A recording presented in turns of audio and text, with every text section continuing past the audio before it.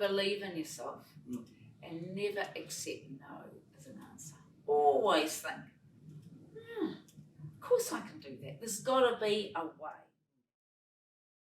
Hi, I'm Graham Bloxton for Wellington Live in Wellington in Your Pocket. Boy, have we got a treat today. One of my favourite Wellingtonians, Kerry Prendergast. Welcome in. Thank you very much. Excellent. Good to see you. Happy Awesome. New Year. Oh, thank you. And so it's been great weather. What have you been doing since you were the mayor of our first citizen? Oh, well, I've done some amazing things. So I've been able to chair Tourism New Zealand for 7 years. I established and set up the Environment Protection Agency and chaired that for 8 years. I now chair the Royal New Zealand Ballet, and I'm involved with lots of other organisations, a lot of them Wellington based, like Wellington Free Ambulance. So I'm doing lots of things, mainly in the arts and mainly about helping Wellington. Well, I was digging around the internet and I hear you're helping the Kiwis over at the Capital Kiwi project at Predator Free. That's right. We are at the stage where we've signed off all the things we have to do, got rid of all the stoats, and the rat numbers are down. So we've Predator Free New Zealand say yes, we're now ready to start putting Kiwis in. Fantastic. Te Rawhiti, be amazing. So Wellingtonians will start hearing Kiwis calling, particularly in Karori. It won't take them long to spread around. Do you miss Wellington when you go away? Are you still a big fan? We don't have a property anywhere else. This is home for us. We just love it. And it couldn't have been better weather at the moment, to be honest, but we love Wellington anytime. We look out on the harbour, and the harbour is spectacular. Whether it's a good day or a bad day, the colour changes and what's happening on it make this a very special place. What's your number one hope for Wellington? Just that, that whoever gets to lead our city, or to continue to lead our city, has passion and a belief in our future. And secondly, that we're going to move forward, because the impression I get from everyone I talk to is Wellington has stalled.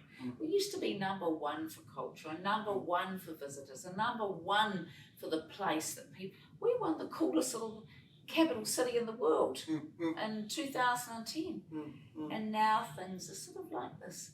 So how do we get back that mojo? How do we make sure that the foundations are perfect so people want to live here? That's under the road and on the road. People want to live here, they want to visit here, they want to play here, and there are events and things to attract them to stay. Well, I hope some of the mayoral aspirants are listening to that, and I certainly read the articles that you wrote about Wellington, and we do appreciate your energy and your smarts, and when you do write, people take notice. Now tell me, you've walked New Zealand, and I've been following you, and it looks awfully hard at times. It is awfully hard. How are the blisters?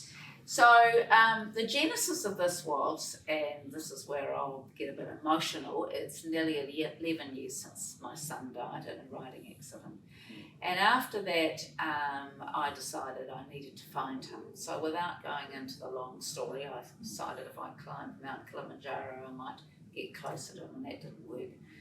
But it started off a journey. So the next year, Rex and I walked the Compostela from France. So we started at Saint-Jean-Pied-de-Port, and we walked across to the west coast of Spain, which was 800 k's. And then we got the bug. So it was a pilgrimage. We then walked across England on the coast to coast, and having got to the east coast, we then went north and walked back across England, across Hadrian's Wall. So we did 500 miles, which is 300 miles, sorry, which is 500 k's. And then I walked from Florence to Rome on another pilgrimage via Assisi. That was another 500 k's.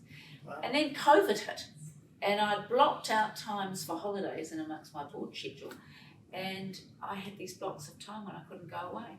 So I thought, well, why don't I walk the length of New Zealand on the Te Aroa Trail?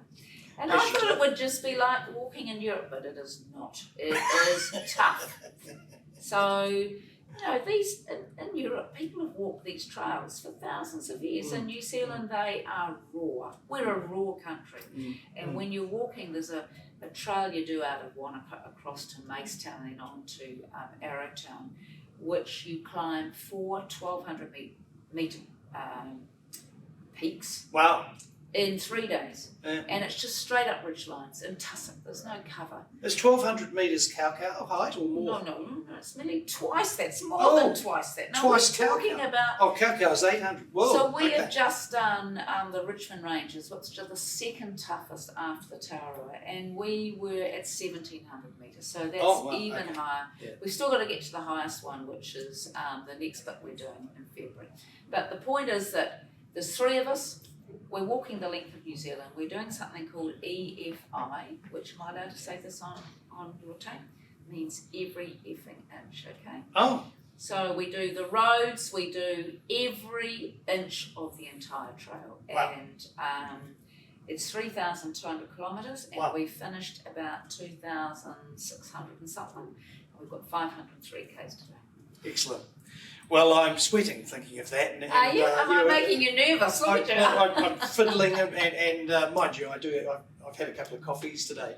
Look, can I just ask you for this series celebrating Wellington women that we've asked you along?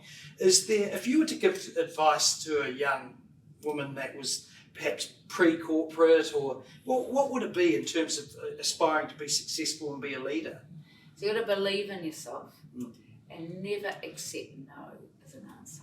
Always think, of course I can do that. There's got to be a way, and find people that work with you to make it happen. Because I don't have all the answers, but I sure made sure that I had people around me that between us would come up with the right answers. So make sure you have people around you that you trust and you respect. Often they're a heap smarter than you. And because no one person has all the answers. Awesome. And if you were to give yourself some advice for a 20-something Kerry, what would it be if you were to give yourself some advice knowing what you know now? Well, I made a mistake when I was 17-something, when I went nursing. I should have gone to medical school, and that's always been an eternal regret.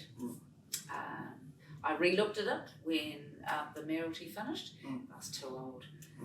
So don't ever take second best. Always go forward. Try for the very hardest you can be, because otherwise you live with that regret forever, and I do. Awesome, thank you. Well, that was Wellington Live for celebrating Welly's Woman, and just lovely to catch up with you, Kerry. Thank you, and thank you, Wellington, for being with us and enjoying that interview. Cheers.